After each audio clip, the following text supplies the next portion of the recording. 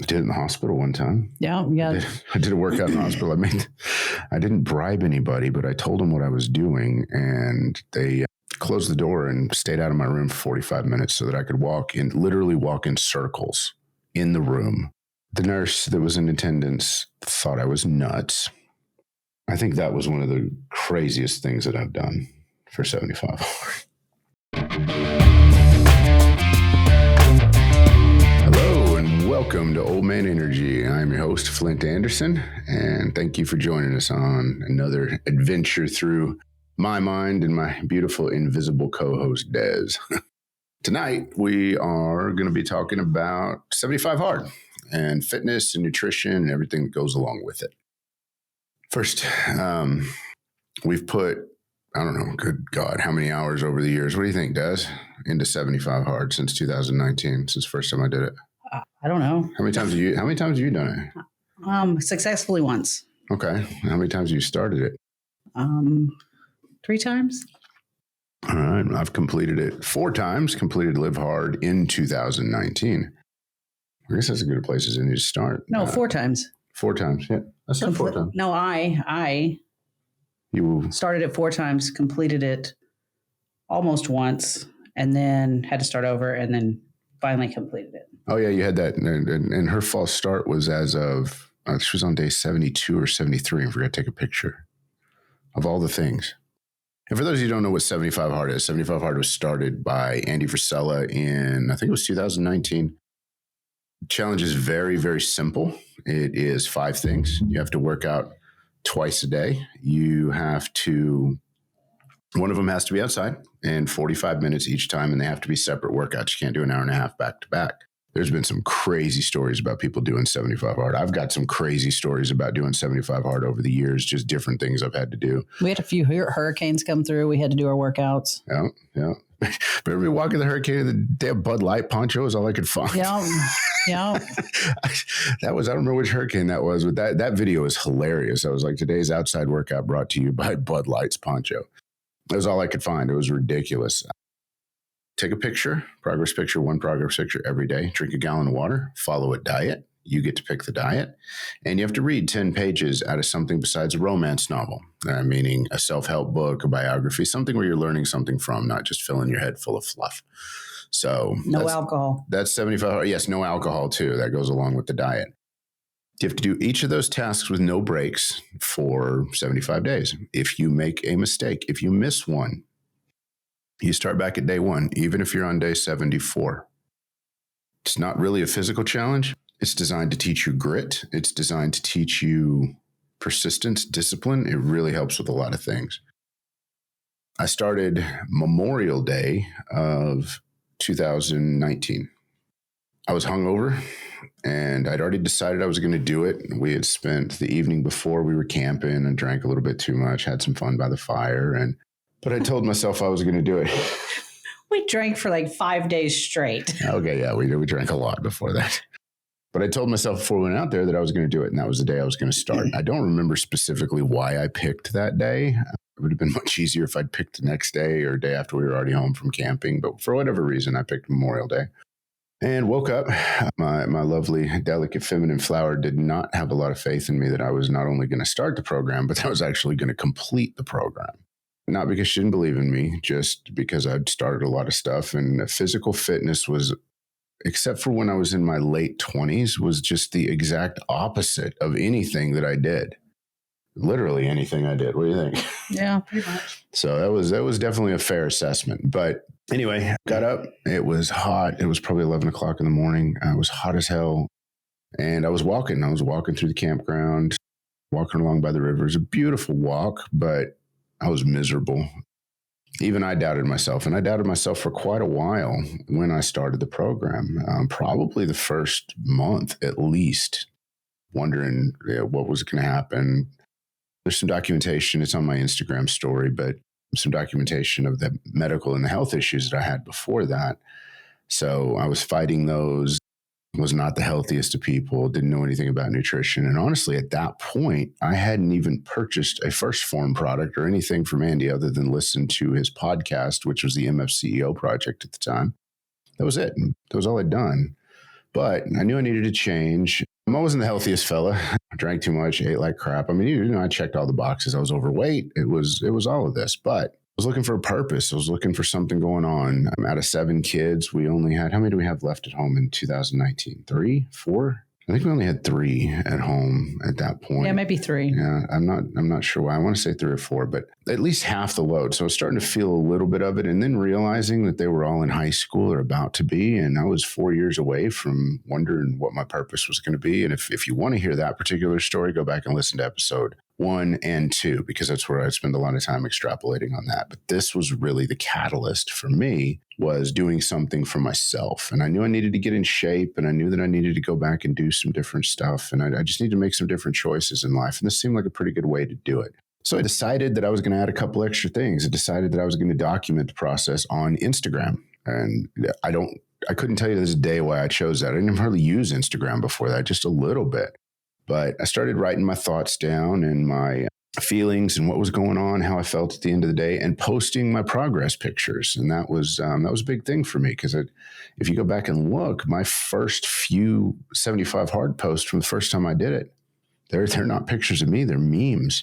I was intimidated. I was scared. It was hard. I was putting yourself out there is very, very, I don't know. I've equated it to using the bathroom in a public restroom with the door open. I don't know how else to do that. You're letting people see who you really are. So I decided to document it, and throughout the course of, I don't know, when did you start believing I was actually going to finish, Dez? I don't know. Let me rephrase it. You were more than halfway. When did you believe I was serious about it?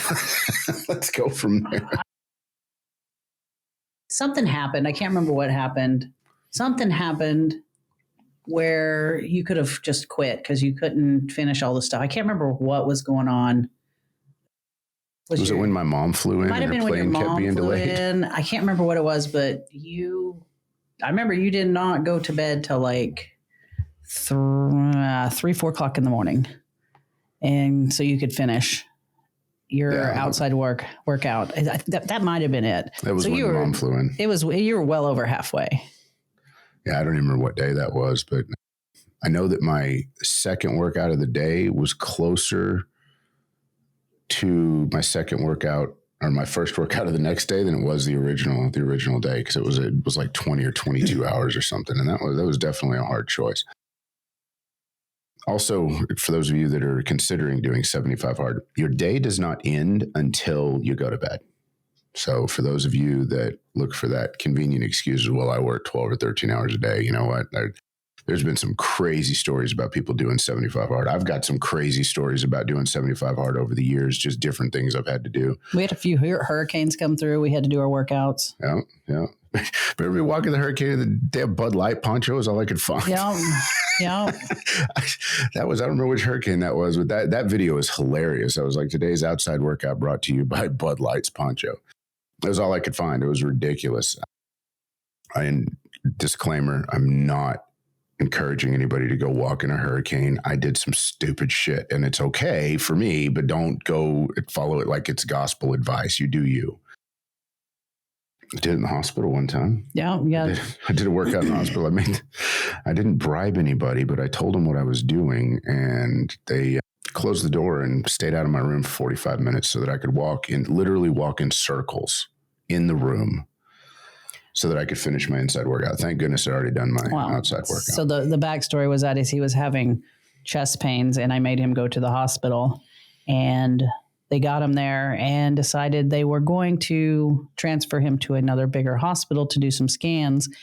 And he had like an hour and a half, 2 hours before the ambulance could get there to tote him. He'd already done his morning workout outside, so he did it inside in the room while he still had probes and everything. I don't even understand you. That's a true story, though.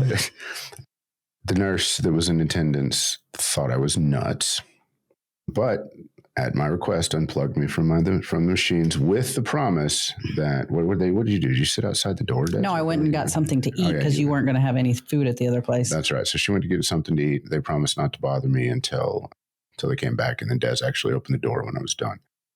Again, I don't recommend this. This is just my story. And I've done some stupid shit. But when I become dedicated to a purpose and I get dedicated to a cause, nothing stops me. I'm like the immovable object. It's just, you're not going to talk me out of it. I'm just not going to stop. I think that was one of the craziest things that I've done for 75 hours. We've done it right while traveling. Yeah. Yeah, we've done it while traveling. We've done it to get in shape for traveling. We've used it for several things over the years. What about you, Des? Do you remember what made you finally decide? Because I know you were pretty adamant about not doing it at first. My problem is I hate starting anything. And and a lot of people can understand that. Just physically starting it was pretty hard. So I just got sick of it. I don't know. We were sitting there doing something, and I just too many excuses over the month because I think I started like a month and a half after your second round. Mm-hmm. I was like, you know what? I'm done. I'm done. I said, I remember looking at you going, I'm starting in the morning. And I started in the morning. And that's all she wrote. And it was she had planned to start like after a trip or something. And she just woke up or she went to bed the next day. She goes, I'm starting in the morning. Oh, it was Halloween Horror Nights. Oh, that's right. Because I was like, I'll start after Halloween Horror Nights. Because, I mean, you go down there, you drink, you go through the houses, you have fun. We stay down there. And I was like, you know what? I'm cheating myself because I want to have alcohol.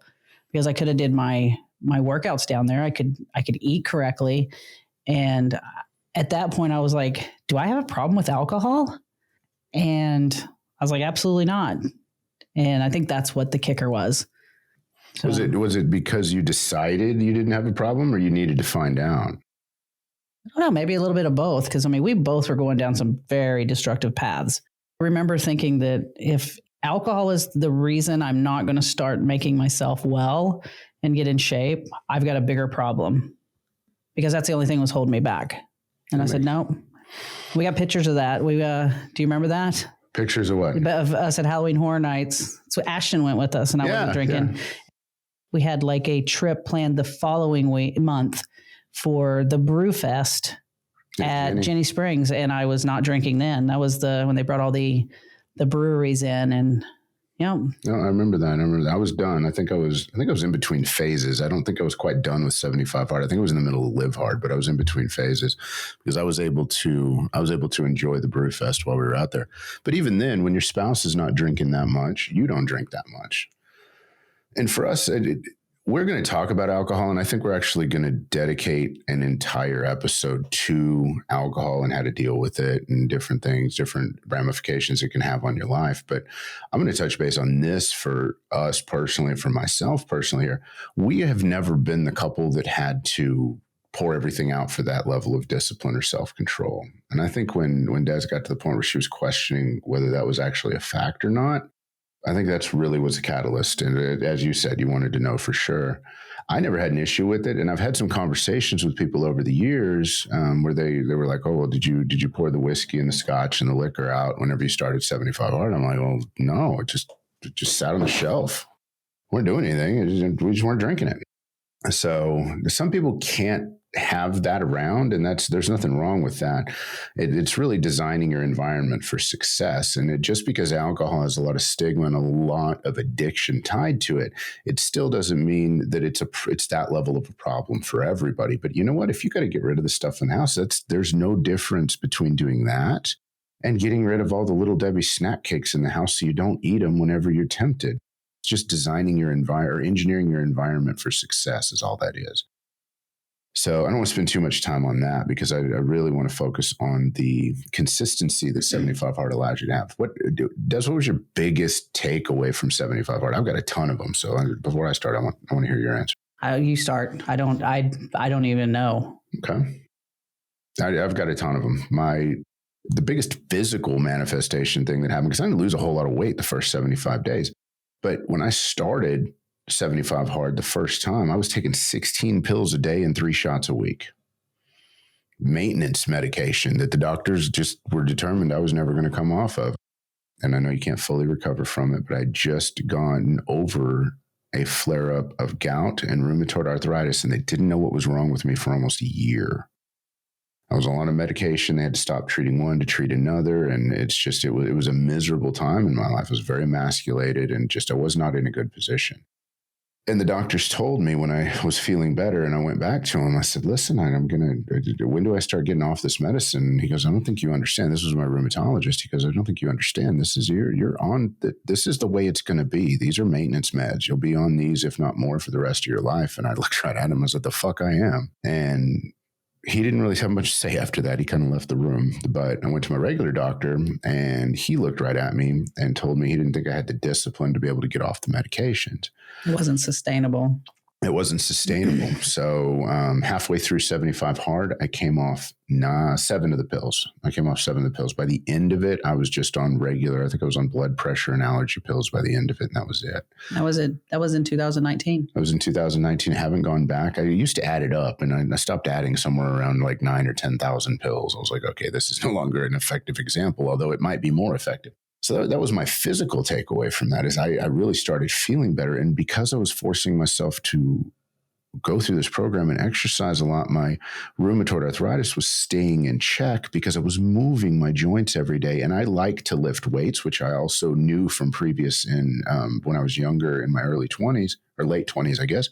So I was lifting weights. I was doing the things correctly to keep the rheumatoid arthritis at bay. And then eating correctly, I started learning about nutrition. And because I was already reading a book, and I read constantly, I'm a voracious reader. So I was just gleaning every piece of information that I could about nutrition and how your body works and what have you. But more than that, mentally, it was the biggest thing I'd ever done in my life. The first round of 75 hard, just for myself. Not the biggest thing I'd ever done, but the biggest thing I'd ever done just for my life that didn't actually benefit anybody else. That's what I believed at the time. Now that round of 75 hard has changed. That was the catalyst for everything that you're looking at, listening to, and watching right now in one way or another. I don't know, what would be your takeaway from your first time finishing 75 hard? I remember us talking about this. I don't have a problem. Once I start something, I don't have a problem with the discipline because then I just become a fanatic with it. If I have a set of rules I need to follow, I have no problem following those rules. So out of everything that I probably should have taken away from it, that most people do, I didn't take much away from it, but I did take a lot of the nutritional aspects out of it because I really did have to focus on how we were eating. So I learned a lot about, because remember we went keto, which helped me a lot. It helped you a ton. That was also directly against doctors' advice because when you have gout, keto is like the worst diet you can do. Yeah. And I remember doing the keto and just reading everything I could and we got some really good recipes out of that. Recipes that we still eat to this day. So I guess out of that, more or less just the nutritional aspect of it, because I didn't have a problem with working out. I was in pain the first probably 3 weeks. You had some hellacious blisters. I remember that. Yeah. So I took nutrition out of it. That was one of my biggest takes. And that has stayed with me. And then we started doing a lot of prepping, meal prepping, which I found out that I really, really enjoyed. We still use some of those skills to this day. And I understand, folks, listen, this sounds like it's a miracle cure for everything, and it does make a huge difference in your life. But this was just the beginning. When we talk about we were on a pretty self-destructive path, that path was over years, and it did not really stop until about, the beginning of this year. Yeah, because even after 75 hard, we kind of fell back into those ruts and started doing the same damn thing again. It turned into a yo-yo at that point. It was crazy. We were super hyper disciplined when we were on 75 hard. And even throughout the course of the Live Hard program, which I started phase 3 of Live Hard. And if you want to know what that is, go to 75hard.com and look it up. It's very well documented and detailed there. If you want more information from me, I mean, there's information on my Instagram and just what I've done with the program over the years.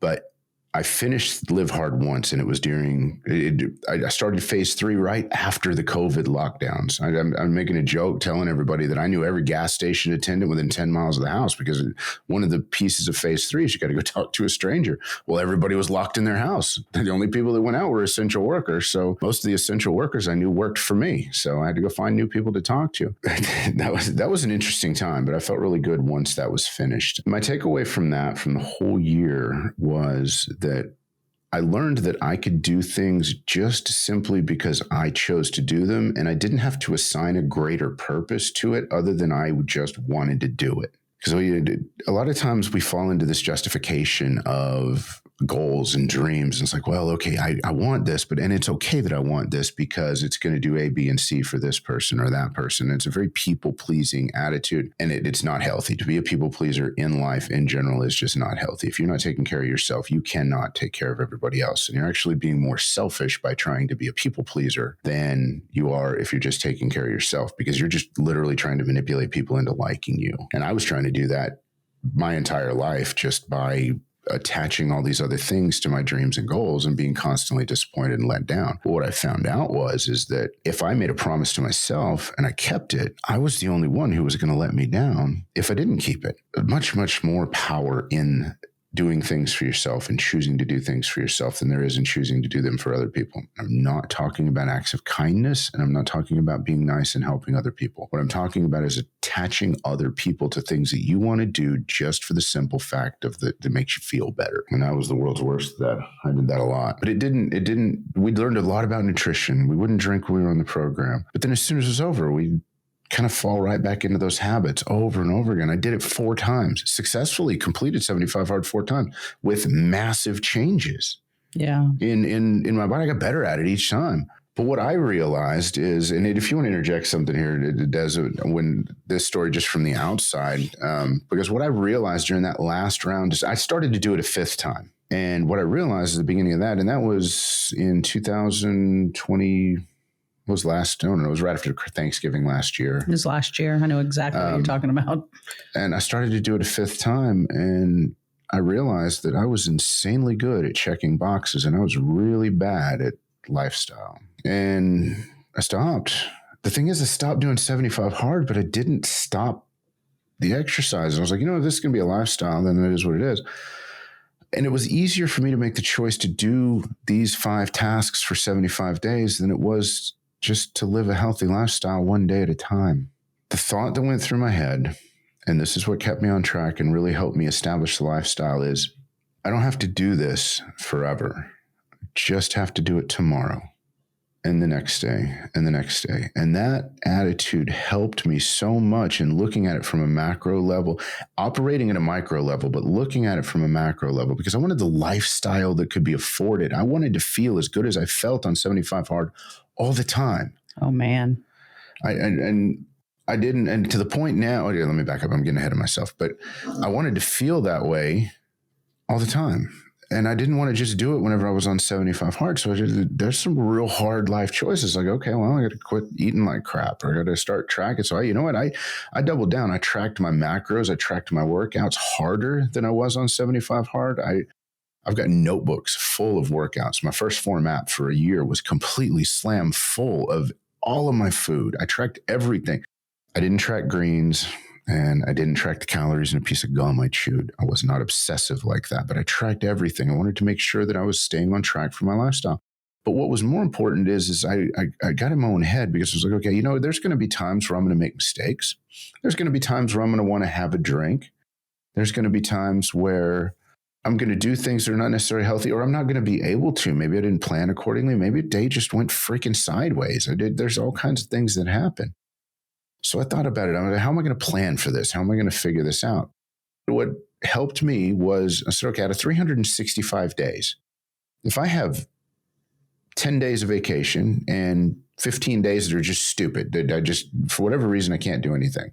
Out of the whole course of the year, that's only 25 days. It's less than a month. If I had $400 and I lost 25 of it, I wouldn't throw the other 375 in the garbage, because I lost $25, which is what you really do whenever you blow your lifestyle because you had a bad day or because you wanted to go out with your friends or you had a piece of birthday cake or whatever it is. And then you just blow your whole diet and you just head down this self-destructive path. That helped me stay on track. That also helped me plan better. And with the macros, I could plan, okay, well, you know what? If I want to have a dessert here, and I'm not a big sweets guy, but a lot of people are, which is why I'm using dessert as a example, because my example was chicken wings. I dearly love chicken wings, but they're probably worse for you than a piece of cake. But I would plan that into my macros for the week. I would plan having a couple of beers, a couple of drinks, and I'd be good. And not every week, but whenever we were going out or what we were doing. Was I perfect at it at first? No, it's pretty terrible. Okay, one drink turned into 10, and when kids were coming to get us and bring us home, it happened. But the thing was, I get up the next morning, and instead of flushing everything down the toilet, we're like, okay, well, last night was sucked. Let's call that a learning experience and just go on about our business. It was suck. It was suck. And there were some pretty bad nights too. But I would just live my regular lifestyle the next day. I got to work out, got to get up, got to walk, got to go lift, whatever I was supposed to do. I already knew. And so slowly lifestyle started to creep in. And when I say started to creep in, it was with intent, but it didn't happen overnight. This was in November when I made this decision because it was right around Thanksgiving, and I worked out the whole month of October. It looks great because it was on 75 hard, and then between November and December and hardly do shit except enjoy the holidays and gain some weight. I think I was that yo-yo continued after I decided to stop the yo-yo until March. This is with me working out consistently, but I wasn't eating correctly. I didn't have everything dialed in. I was just trying to figure it out. I was also struggling with all of the internal demons of figuring the purpose out and trying to figure out what I wanted in life and where our life was going and what we were doing together. I understand we didn't have relationship issues at this point, but I was having, for all intents and purposes, the damn midlife crisis everybody talks about, but it was manifesting itself in just such a weird way because I would go out and I would eat like crap the night before and then have a couple of drinks, but I'd still be up at 3:45, 4 o'clock in the morning and go walk and then head to the gym immediately. And it was just a really weird time. And it's all logged and tracked. It's just odd. But things eventually start to settle down and your brain finally starts to accept, at least mine did, that, okay, well, this is the way it's going to be. We might as well start getting on with the program and cooperating. And what really was the last straw for me was when I got on the scale and it went over 265. And guys, I'm only 5'9". I'm not a towering mountain of manhood. I thought you were 5'10". No, I'm only 5'9". And if 265 and 5'9", I look like an Oompa Loompa. You were bigger on as you were tall. Oh my God. I didn't, I was a weeble. You were beautiful. Over. Stop it. So, you were fluffy though. The point is that was my breaking point. And I couldn't do it anymore. I was like, you know what? I know how this ends. And I've been over 300 pounds one time in my past, and it was miserable. But I knew how it ended. Not good. I was not okay with that. The fun part was, and this is where the real power and discipline comes from, and this is why you want to stay as disciplined as possible, even when you're not performing at 100%, is because I didn't have to redesign my life when I made that choice. I just had to tweak a few things that I was already doing. I didn't have to decide to go work out because I was already working out. I didn't have to decide to get some cardio in because I was already getting the cardio in.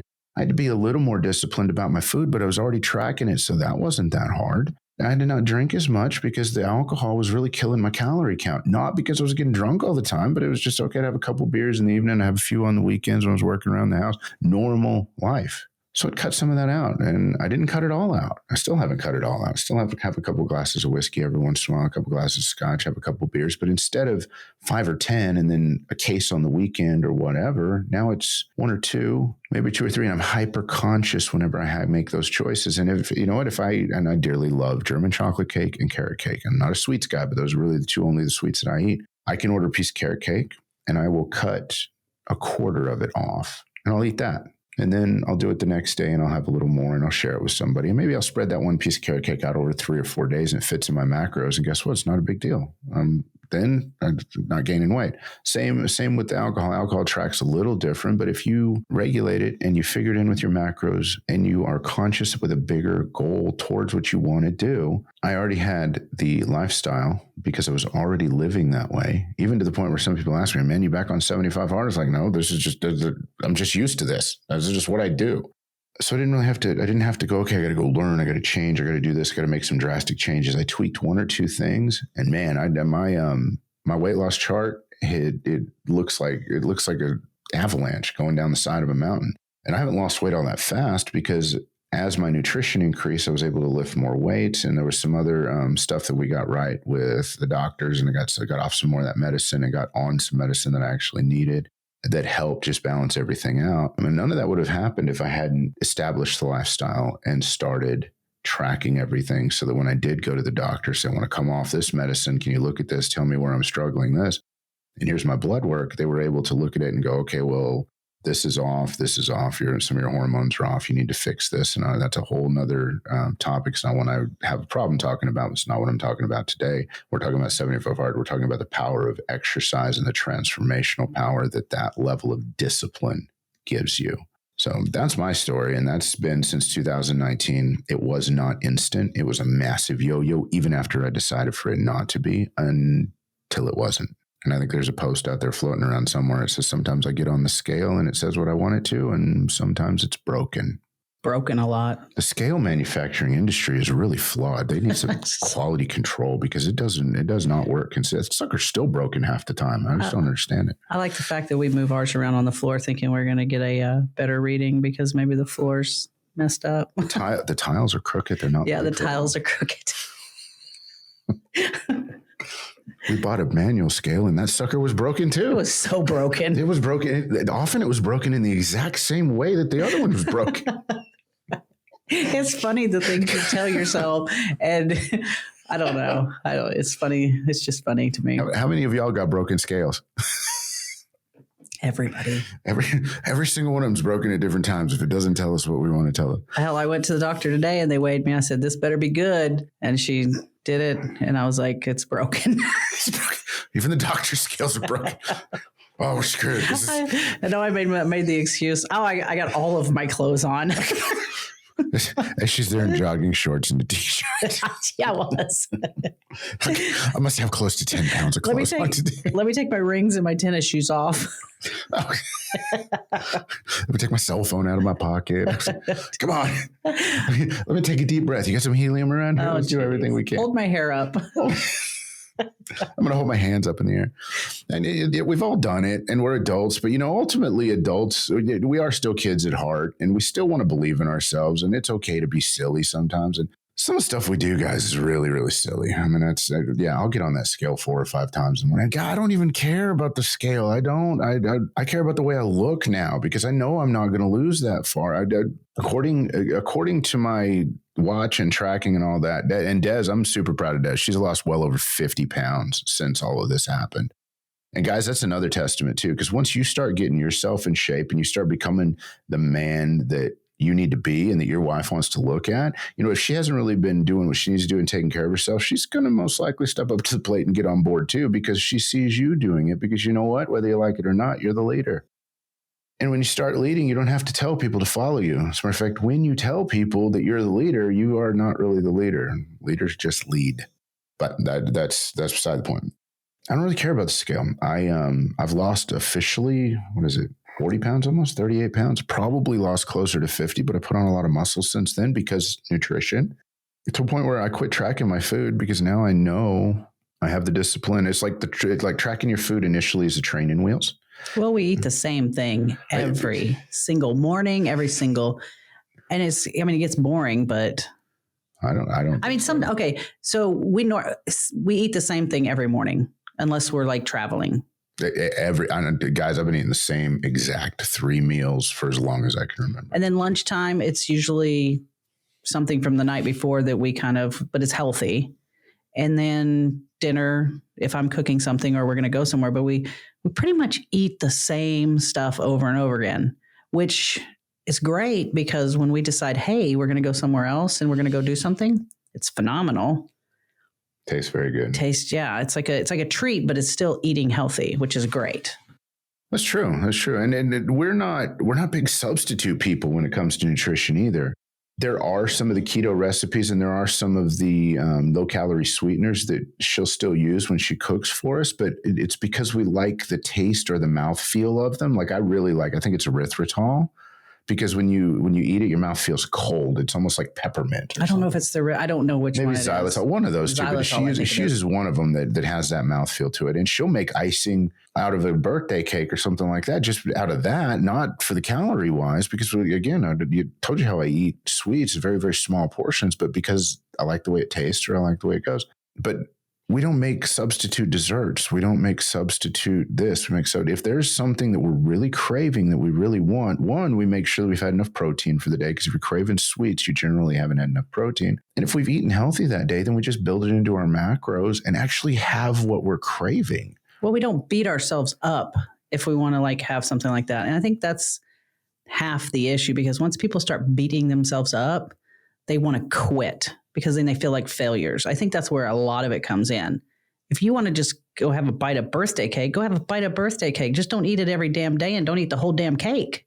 And not when you're on 75 hard, because you will be back at day one. Well, yes, I'm talking about it anytime, because I mean, I don't know if you realize this, but how long have we been living in this house? Going on 3 years? We're in our third year. Third year? A month into our third year. I was thinking about this morning. The sugar that's in the pantry now, that's in the plastic, Oh yeah, in the Tupperware? Yeah, the Tupperware thing. That was a 5-pound thing of sugar from the other house when we had some kids living with us. Good Lord. And there's still probably 2 pounds of sugar in there. And since we've been here, I've never used it.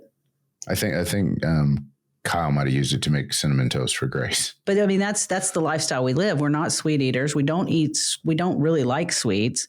And if we want something, I mean, I'll make it, but it's usually, if I can use a substitute with the sugars, I'd rather do that, because I'm not a sugar eater. So the substitute sugars don't bother me. And we eat as much real food as possible. We eat very little processed foods, very little fried foods. If anything is fried, then she fries it in olive oil or avocado oil. And we don't eat that much often, but we don't eat margarine. We eat real butter. But again, it's controlled portions and it's tracking your macros. And macros are not really complicated, especially if you have a way to learn them. I personally use the first Phorm app. Dez didn't like the first Phorm app. I loved it because it taught me, in addition to tracking for me and helping figure, it gives you all of the data and the details.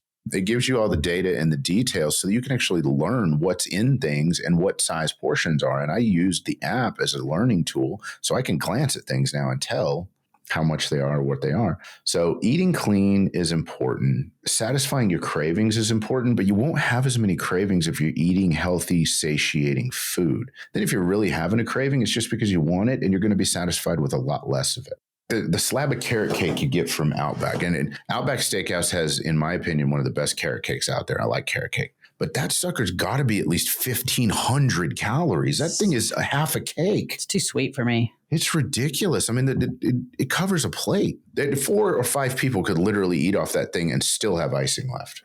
It's a big old piece of cake. We'll get the big old piece of cake. I'll give some of it to Ashton. I'll cut my half of it into 3 or 4 pieces, and I'll have it over 3 or 4 days. And then my craving's satisfied. I may not eat sweets again for 6 months, maybe even longer. I don't know. I usually, around my birthday, I'll have some carrot cake and I'll have some German chocolate cake. But even then, that German chocolate cake with 2 of us eating on it, not Dez, Ashton and my birthdays at the same time. We both like German chocolate cake. And John's the 14th.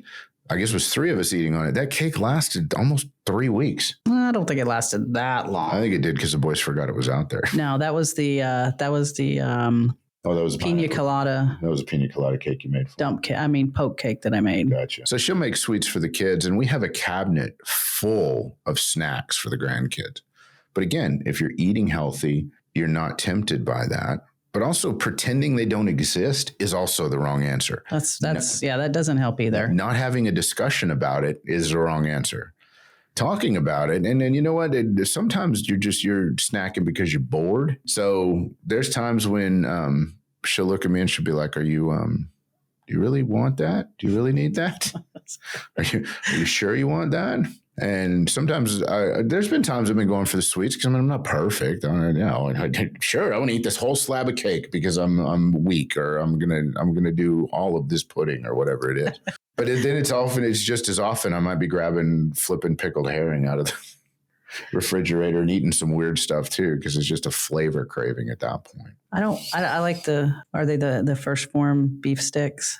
Oh, if you haven't had the First Phorm beef sticks, they're just off the chain good. Those are a lifesaver in the evenings when I think I need something.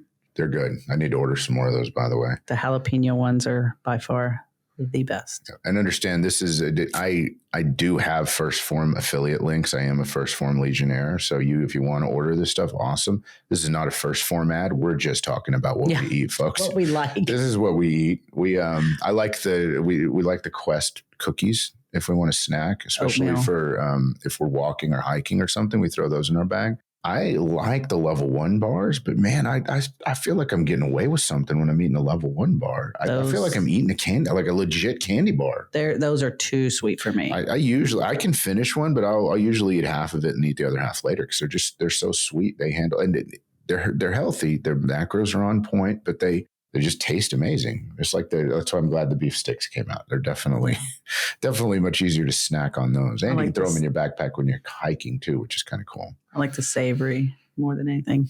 So, and drinks. I feel like we're doing like a commercial. I mean, a thing on, remember the SNL skit where they're talking about their sweaty balls. Oh God. I don't think we've been that offensive. That's not. No, I'm getting those vibes. Well, we're talking about nutrition because it's really nutrition and exercise go hand in hand. But if you have your nutrition under control, you can really fail at your exercise repeatedly until you figure it out, and you're still going to lose weight. Because if you are attempting exercise, even if you suck at it, but you're eating healthy and you're eating clean and you're eating in a caloric deficit, then you're still going to lose weight. You're still going to maintain. You're going to get healthier. You can't help it. So, and when it comes to drinking, I'm not talking about alcohol. I think I beat that horse to death. But just drinks in general, we don't drink a lot of soda. Drink no sugared soda at all, and very little diet soda. Now, here's a tip and a trick. Not even a trick. This isn't even a hack. If you are on a diet, do not drink diet root beer. If you are on keto or low carb, it will throw you out of ketosis. Something in the sarsaparilla root that's made into the root beer acts as glucose in your body. I do not have a scientific study to back that up. I haven't researched it. But what I can tell you is I've been in hardcore ketosis, deep in a keto diet, and you can have diet soda on keto in limited quantities, had 4 ounces of a diet root beer and was out of ketosis for 2 days. It's somewhere. You can look it up. Maybe. I'm saying I haven't looked it up, but I can tell you that's true. So if you're going to drink soda or you're going to substitute regular soda with diet soda, 1, do it in limited quantities. And number 2, stay away from diet root beer unless you plan for it. Understand that's what's going to happen if you eat diet root or drink diet root beer. I don't really care for diet soda anymore. I switched from Mountain Dew to Diet Mountain Dew, from Dr. Pepper to Diet Dr. Pepper. And I have 2 energy drinks a day at the most, and that's it. I used to drink Reigns. I don't drink those anymore. I drink Monsters as a general rule. And I know they're not the healthiest thing for you, or if not healthy at all, I don't spare me the comments. I know they're not, but they're sugar-free. They got 10 calories in them, and they satisfy that flavor because I drink a crap ton of water, black coffee, unsweet tea. That's with me. I liked the Mios. Yeah. There for a while because I was drinking so much water, so I'd do Mio in the middle. But I mean, I maybe 1 soda, a whole soda if I finish it a week. But I'll usually end up drinking the last quarter of it. You don't even usually end up finishing it. Yeah, you're right. So that's and again, guys, if you're on 75 hard, diet sodas maybe on your diet, but flavored water, if it's anything less than a gallon, doesn't count. You have to finish a gallon of plain water. Plain water. If you're using supplements, a good vitamin is important. Good multivitamin will help round out a clean, healthy diet. It'll give you all the stuff that you're missing. If you're using protein powder, make sure that you're using a quality protein powder, one that has a lot of protein in it so you don't get bloated, so you don't have a lot of fillers that you don't know about. Again, come back to First Phorm there. I know there's other brands out there. There's Level 1 Protein, which is a really good protein powder. I'm First Phorm guy, obviously, so I use First Phorm products. Becoming a legionnaire taught me a lot that I did not know about protein powders, about why some of them will bloat you up, and it's in the way they're processed and some of the fillers that are put in there. But find something that works for you. If the shakes work for you, then go for a low carb shake or whatever fits in your diet. But make sure you're hitting your macros. And I don't know if we're going to talk about it on the podcast or not, but there's some pretty simple ways to plan your diet, to plan your caloric intake. And if anybody wants more information on that, you can go into one of the old men energy groups, shoot us a message if you can't find a board already talking about it. But I'm pretty sure by the time you see that, there'll be one in there. If not, for sure in the coaching group, we've got a whole thread talking about it. So I don't know. I guess the last piece to nutrition and exercise would be travel. Because travel tends to screw a lot of things up. We like to travel. I mean, even if it's just like to Orlando or just, short places. I got really good at planning what we were going to snack on or eat for lunch in the vehicle. Got to the point where, like, when we were flying, you remember going to, where do we go to what's the store in Fleming? It's a Whole Foods store. It's not Whole Foods, but it's something like that. Fresh Market or something like that. I bought like $70 worth of just healthy stuff to take on the plane. Ended up leaving killer beef jerky. Ended up leaving it here. I don't know how I left it here, but so I mean, and then you know what you can eat on the plane. We went so far as to checking where we were in the airport and what was around us. But I mean, once you've done this for so long, you know what you can eat and what you can't eat, and you substitute it. And if a lot of times when we'd go places, if they didn't have what we wanted or what we could eat on the menu, we'd ask, can you do this, this, and this? I mean, half the time you can get a damn garden salad and just tell them to throw a chicken breast on the side, grilled chicken breast. And then, I mean, that's a perfect meal for you right then. Or a burger with no bun. So we knew always get that. We knew what we could eat. And then if we were like wanting to eat, something more calories or something like that, yeah, we might go to a place where we might eat a wrap or have a half a burger and eat the bun. I mean, we've halved meals a lot. We do that all the time. I mean, most of the food they feed you in restaurants is enough for two people, and sometimes with leftovers. It's absolutely disgusting. And then that's one of the things that I took away. The nutrition is one of the main things I took away from it. But you look at the food that we get, and I think it in my head, no wonder we have so many overweight people in this country. One, people don't have control, and two, they're throwing slop in front of you, and a lot of it. You can eat healthy in restaurants if you pay attention and you know what you're talking. Even if you half-ass it, you can eat, pretty okay in restaurants. The one thing that we stay away from is the oils. We're very strict on the oils that we take in our bodies, and butter, real butter. Yeah, if it comes down to eating something fried in seed oil or eating margarine, I will go hungry. Yeah, I don't. I feel like that's one thing I've learned from it. I feel like absolute crap. Well, and it causes inflammation. I will get an RA flare up from that. I mean, I can control it, but it causes physical pain. I will not do it because it just your body can't process it. And once you've eaten well and you've exercised and you've done everything you can on that program, the first time off of it, because everybody, once they're done and they finished their 75 days, without fail, I'm going to go eat something that I haven't been able to eat this whole time. And it's usually something fried. They have a plan for it. They have a plan. It's usually something fried. And you feel like crap. You just absolutely, and you look at your whoever, even if they didn't go through it, and you're like, I personally, over the course of those 75 days, started feeling so much better. Didn't realize it because it was a slow process, that you don't realize just how good you can feel once you've cleaned your body up and started making yourself healthy.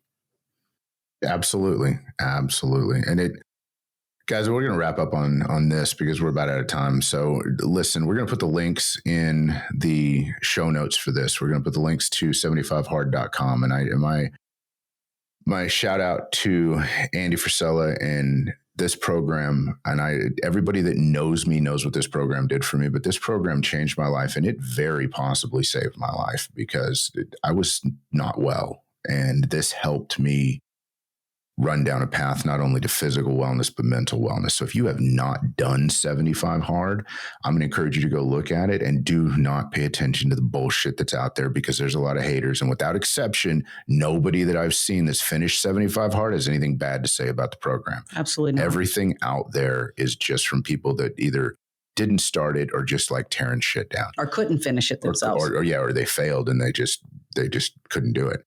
Try it. Don't try it. Do it. That's a Yoda statement. There is no try. You must do.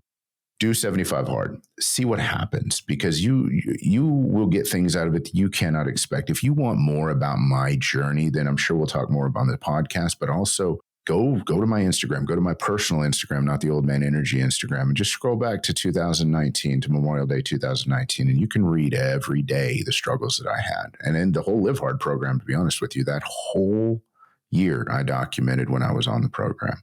Give us some feedback. Let us know. One, if you're really enjoying this content that we're giving you, show us some love, share it with some people that need to hear it. Give us some comments, like and subscribe. I do create daily content on all the platforms. A lot of our personal content, especially the really silly, funny stuff, is on TikTok. I don't know how that ended up there, but man, there's some really silly videos there.